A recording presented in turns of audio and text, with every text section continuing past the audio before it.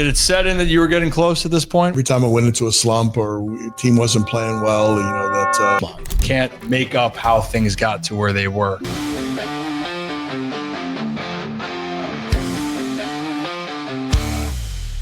By the way, hold this for a second, because I think we should. Do you remember the story about this? Well, I'd like to talk about that story before we get into your bats and the rest of the memorabilia. But I know with this, I don't know if you realize this, but Grandma Whitehead, as I called her, she gave me that bat for Christmas. I asked, I said, what the hell is this? He goes, well, you are the firstborn grandson, and this is Pop-Pop's bat. I think that you should be the one to have it. So this isn't what Dad used when he was playing. I hope not. That's what she told me after. But I go, it was an example. My dad became infatuated with this model, and I'd have to go back and ask Louisville all over again. But I thought it was a model that Babe Ruth had ordered. I mean, because it's a big piece of lumber, and there was some big pieces of lumber. And he ordered it with this special knob. And so I think it might have been a duplicate of one that Babe might have ordered at one point. And he just thought it was a really cool thing. So he ordered it because he had a chance to, with his fungo, he went ahead and ordered a bat like this. But it's a really interesting conversation piece. And it's massive. I mean, you swung a 35-33, if I'm not mistaken, for the most part. That feels like a 38-38. Yeah, it feels like 38. It's a monster. When I look at these, it brings back, good memories. Hearing Dad talk about this, and also, looking at the fungo, that was his tool. I feel like there's a couple other bats here. Well, we got a lot of bats here, and also I'll take that. Oh, fumble. Yeah, you take the fungo too. This one right here. Ooh. Well, so with all these, we got a lot of stories with bats. Just usually. With these, it's pretty self-explanatory when we have them, but there's some others that are over there that aren't. One's not even yours over there, like Mike Devereaux's bat you got over there. I don't know how you got it, but I know how that works. I have an idea, an inkling, but you can share it. But why don't we start with this? Because through all the years we went through, we found some items that are valuable to you. Well, this was the bat I hit a home run in my last All-Star game. And the interesting part about that, if you're looking at it, I put a piece of tape on it just so you would know that that was the bat, so it don't get mixed up. Some of my trademark marks is you'd have cleat marks on the barrel end of the bat. And it was because sometimes I had a habit of banging my bat on the barrel on the bottom of my cleat, and I put that mark in there. So a habit or an obsession? Well, because sometimes the bat had a lot of marks if I used it for a while and I disagreed with the umpire's calls. Well, there's a lot of marks on here. There's a lot. Knowing you, there's a lot of disagreements. There's a lot of bad calls on that. But I think I hit a home run with that, and the next time up, same bat, the ball mark was here for the home run, and the next at bat, the ball mark was here, so it ended up being shattered. And so your last All-Star game, 2001, Safeco Field at the time, Seattle Mariners. Chanho Park was on the mound. Chanho Park, yep. First pitch swinging, ball out the left center. Knowing you were going to be aggressive early. You weren't going to wait to. But walk us through, because I'll say I called that shot from the stands, but cameras are flashing everywhere. I remember everyone's on their feet. And how old were you then? 8? I was just about to be 8. So that was your one All-Star game I remembered the most. The only other one was at Fenway, when there's that photo of me running really awkwardly with beautiful blonde hair. We went to the Green Monster during the game. That was a happy moment for you. That was a happy moment. But this one, because I came on the field with you, got to experience all of it. And I remembered, though, first pitch swinging, ball out to left, place goes nuts. But you don't like to show your emotions a lot. You have them. I know you do. That was your send-off. That was your farewell. I mean, what was your thought process going to the batter's box? Because there was a standing O. It wasn't like, hey, hop in there, Cal, and let's have it be a normal at bat. It wasn't a normal at bat. So I made a tough decision earlier in the season that was going to be my last year. And I broke my rib right before spring training, didn't have much of a spring training, got out to a slow start. Seemed like we were moving in a rebuilding sort of mode again. I'm thinking, okay, this is going to be it for me. And I thought I was being kind of smart, saying, okay, I'm going to retire by mentioning it in June, so that people would ask me, what are you doing next? And I could talk about our kids initiatives, or, you know, what business might be for next. I thought it would be a good starting point. It would be a good way to transition. And it turned out that everywhere you went, you started getting a farewell tour, and they started giving you old rocking chairs and stuff like that, you know, as sort of a funny gift. And it was a fun time to go through. But once I announced my retirement, it seemed like I relaxed a little bit, started hitting well, made the All-Star game right before the break. I came in, I was a starting third baseman. And that was the year that Alex Rodriguez came over as a tribute to me. He had already talked to Joe Torre, which I didn't know, and said, you know, how about we do this in the first inning? That we send him back over to shortstop, because he was so instrumental in helping us, you know, stay at the position. And so he came over, and I had no idea. He told me, why don't you go play an inning at short? And I went, why don't you go back to short? Right. I'm glad you filled that in. But I didn't want to do it, because you don't want to be embarrassed. And, I had a big old glove on my hand, and I'm thinking I haven't played short in 5-6 years. I said, you're going to go back in the All-Star game? And I looked over, and Joe Torre was pointing me over to short. And so I went back over, I yelled to Roger Clemens. I'm pretty sure it was Roger who was on the mound. I go, it looks like you're going to have to strike out the side or something like that, strike him out. And I really, didn't want a ball hit to me like the first bat. And then the second at bat, I started to get my juices flowing again. And by the third at bat in that inning, I started to feel, come on, hit me a ball. I didn't get one. And so I ran off the field. But looking back on it, it was a wonderful tribute. If I could just put my feelings aside for that moment, it was a wonderful tribute and a wonderful gesture, and I appreciated that. So when I got my first at bat, I came up to the plate in that game. Mike Piazza was catching, I believe, and I looked out, and it was the start time on the West Coast for the All-Star game is right in the middle of the worst shadows that you'll ever see on center field. And, I looked out, and I told Mike, whoa, that's worse than I thought it was going to be. And I kind of stepped out. And then I'm anticipating if he thinks I can't see the ball, then the first pitch, probably is going to be a strike. They'll try to get ahead of me with a fastball. And I just calmed myself, said, just put a good swing on it, see the ball if you can. And I put a good swing on it, and the ball went out left center field. And, even after all those All-Star games, you get excited every single time you go. That excitement running around the bases, I felt pretty light in my feet. I'm thinking, man, I might even be considered fast right now. And then reality set back in. But went around the bases and got a chance to be congratulated by all the players. And I'm thinking, I didn't leave my mark, but it's a good way to go out.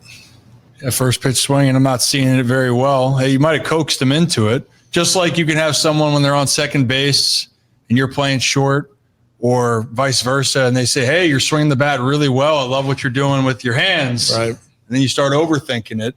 It can go the other way, where you can put a thought into someone's head of, well, maybe he can't see this that well. But you blocked out all the noise then before that, because everyone was on their feet. I remember I had a tough time seeing. When I came up, I got a really good standing ovation from everybody, because they knew it was my last time. And I said, thank you a number of times.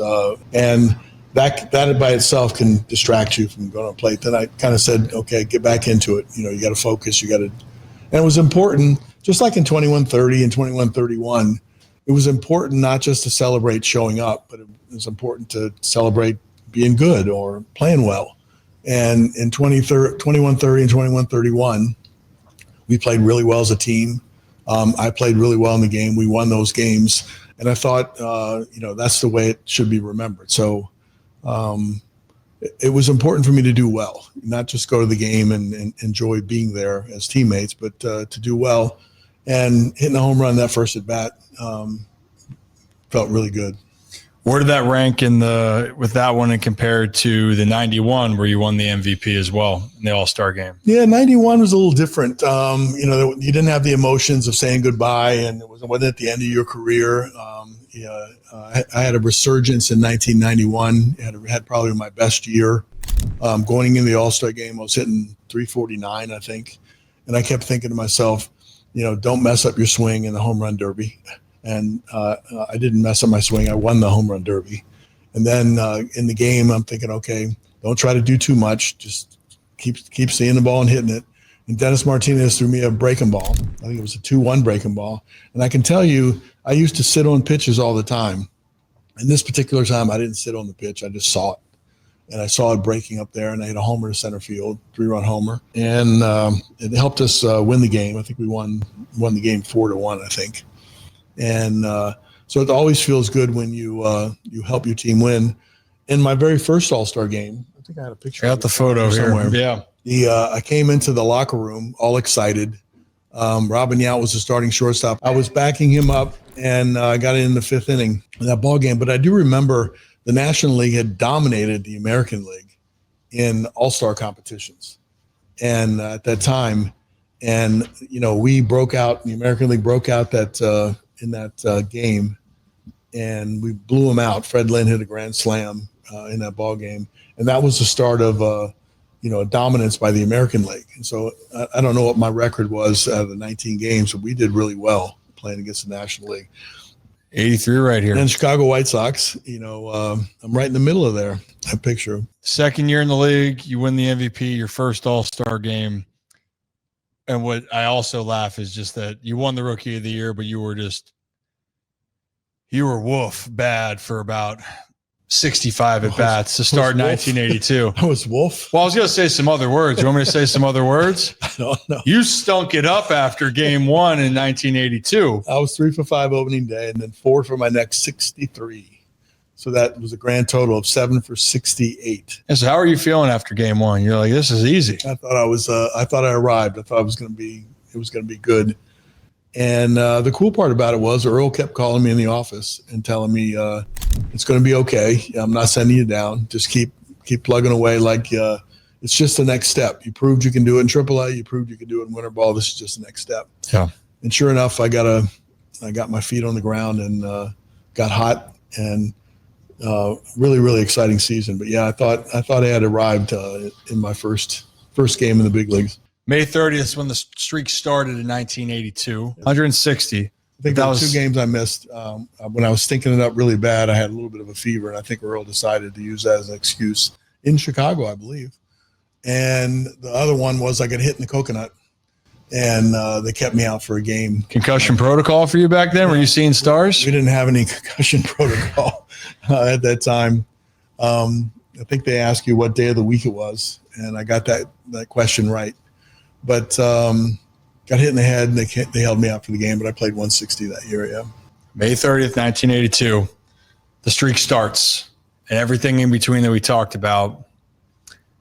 You win a MVP, 2 MVPs, I apologize, but you win 1 World Series. You have the rebuild moments also in there. And also towards the end of the streak, baseball is kind of in a crisis mode where strike came right before the 21-31 date was reached, back in 94. Yeah, 94 we had a strike, and that Mike Devereaux bat that you used was in I picked it up in 1994. Let's get that Devereaux bat. Yeah. He swung a big club, like Eddie Murray swung a big old club. He had a fat handle bat with a big barrel. In Yankee Stadium, I remember going up to him, my bat felt too light, and so I asked Devo if I could swing his bat. It's a log. It's a big light. He swung a big bat. C243. So what I remember with this, it's definitely still pretty balanced. Thinner handle, giant barrel. Yeah, like Eddie was R161, or he had a model called M253. I think it was after Murray they made it. Why did you use handle's this? A little bit thinner. Okay. It's a little bit like a P72, but if you compare to P72, which is this right here. Now, P72 is the model you use the majority of your career. Majority of my career, yeah. And if you look at this model bat, the barrel is a lot bigger all the way down. Here, I'm going to show the example example a little bit of a here bottleneck. so people can see. Yeah. So as you can see, the P72, thinner barrel, thinner handle, right? It's got a little bit more I wanted would to wait in the end, so it was top heavy, and I wanted to be able to feeling that you would throw the bat head with a thinner handle. And then this one right here, the Devereaux here, you can hold back the P72. More balanced, absolute barrel on this thing. I don't know how you sometimes miss the ball. That's how I felt when I swung a bat like this. Like Zimmerman's model, the RZ, it's how it felt, except with the big old knob at the end. You felt like you were going to make contact sometime or somewhat, but why did you choose to use this in 94? I just felt, I don't know whether they had a pitcher that was more of a change-up pitcher or change his speeds to slower breaking stuff. And I remember thinking, I want to wait back a little longer, and my bat just felt like it was a little light. What was one of your favorite Mike Devereaux stories since we have the bat? Mike Devereaux was a tremendous athlete, which he was so smooth in the outfield, but he was a high jumper and a powerful, easy runner too. So he could get moving really quickly. So I think my favorite Devereaux moment, and he really didn't have much to do about it except he hit a ball down the left field line in Memorial Stadium, and it was clearly foul, and the umpire called it fair. And who was Doug Rader was the manager of I think the Angels at the time, came out and put on a show for everybody else, got thrown out of the game. But Devo had a few good years where he was the hitter in the middle of our lineup, good power to center field, good power to, but just an all around good athlete. And he moved effortlessly in the outfield. Had a good run. Yeah. He was one of the staples for the Orioles for a long time. It was good seeing him. He came back for Orsulak and Adam Jones, Tom Davis inductions. Yeah. You know what I keep thinking of with Orsulak is that you said what the fans used to chant at him out there. What's the matter with Orsulak? He's a bum, yeah. Right? Was that around? They did that with Devereaux too. What's the matter with Devereaux? And everybody had a chorus out there. So the guy had a real baritone voice in Oakland.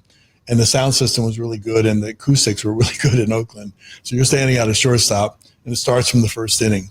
What's the matter with Orsulak? And then the rest of the stands go, he's a bum. So anyway, it was kind of funny. And then they would yell, timeout, timeout, timeout, umpire, timeout. There's nobody in center field. And obviously somebody's in center field. They like to have so that was the clean heckling, but they enjoyed themselves. Yeah, it was fun. The years of it, when you think about it, all the memories. So Oakland out there, no longer there. The Coliseum had all those memories. Memorial Stadium had a ton of memories. I had the photo of opening day '92 in Baltimore. Because, you found that? Well, it's right behind. I think I got it right there. So while I was trying to find the 2131 stuff, you were just going through pictures. I was just rummaging here because I think it tells a story. So, Brad, where do you want me to hold this up? This way? So right here, this is 92 opening day. And why I love this photo is because you got to see, one, a great vantage point. Camden Yards is packed.